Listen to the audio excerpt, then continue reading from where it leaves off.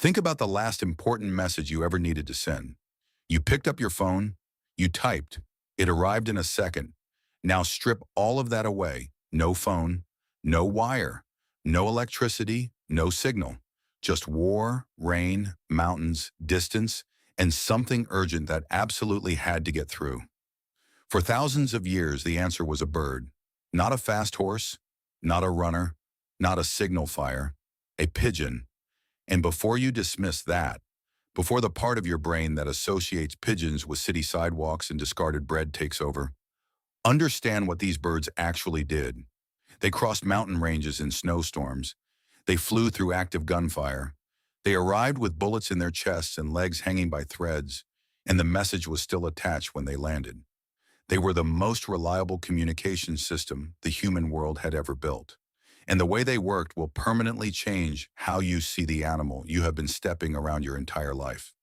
Let's start at the beginning. With a bird in a nest, a homing pigeon does not learn to navigate the way you learn a skill. It is born with the architecture for it already installed somewhere deep inside.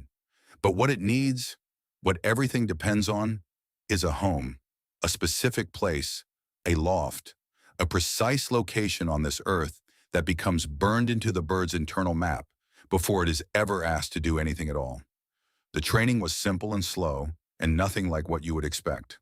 When a young pigeon was a few weeks old, it was allowed to fly freely around its home loft every single day. Short flights first, then longer ones, then wider arcs around the surrounding land. The bird was learning the landscape below it the way you learned your childhood neighborhood. By wandering it, by feeling it, by building a picture so deep it became instinct. Then came the distances. Handlers would take the pigeon in a covered basket to a new location, a mile away first, then 5 miles, then 20, then 100. At each location, the pigeon was released and it went back. Home, always home.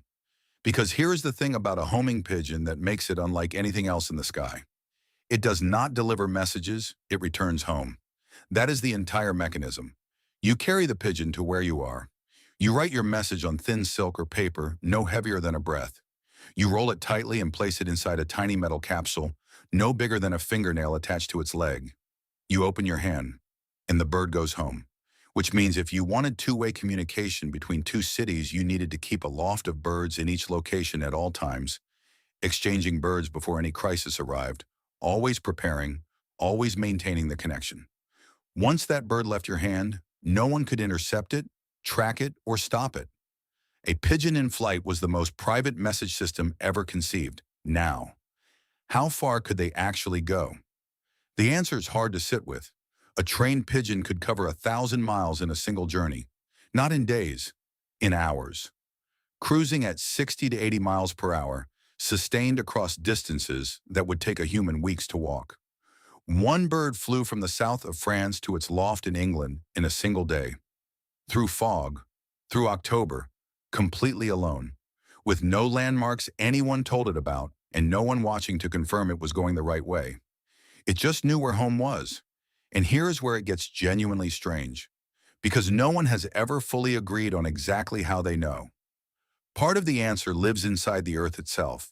A pigeon's beak contains tiny crystals of a mineral called magnetite, the same mineral that makes compass needles swing north. The bird feels the planet's magnetic field the way you feel temperature on your skin. It reads the invisible geometry of the earth and orients itself within it at all times, continuously without thinking about it. But that is not all. A pigeon also navigates by the sun, not by staring at it, but by tracking its position across the sky and compensating for the exact time of day. It has an internal clock so precise it can calculate where the sun should be at any given hour and adjust its flight bearing accordingly.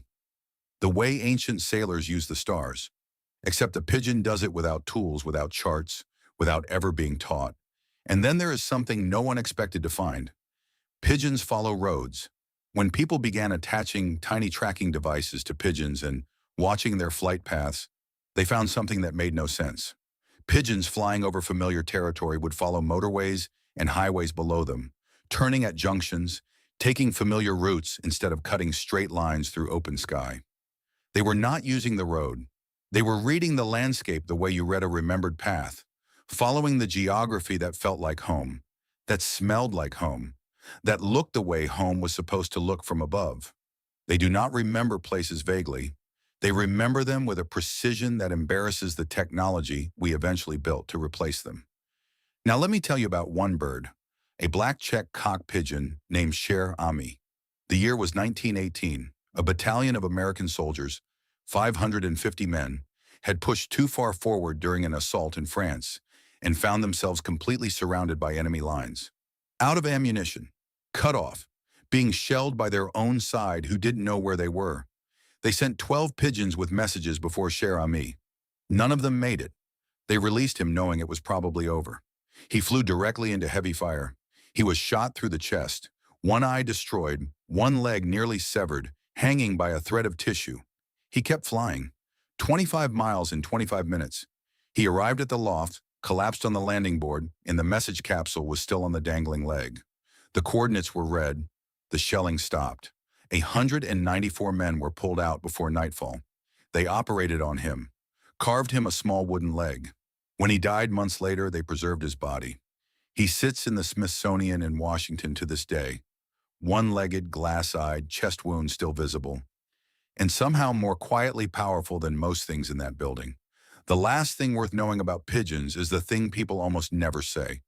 They chose to come home. No training made Cher Ami fly through that. No reward waited on the other side. He flew back because the pull toward home, toward the place that was his, was simply stronger than anything the sky could throw at him. That is not a trick. That is not conditioning. That is something older than language and quieter than anything we have a word for. The most reliable message system in human history ran entirely on that feeling, and it never once failed to understand it.